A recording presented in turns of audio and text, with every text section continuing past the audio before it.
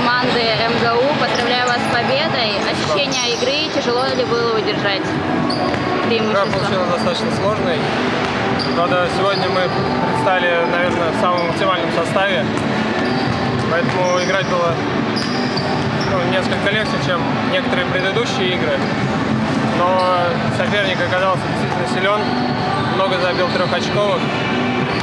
В конце чуть не сравнял счет, но мы смогли выиграть этот матч. Вы играете круглый год. Когда отдыхать? Ну, будет пара недель, когда вместо игр поеду отдыхать. Спасибо большое за интервью. Удачи. Спасибо.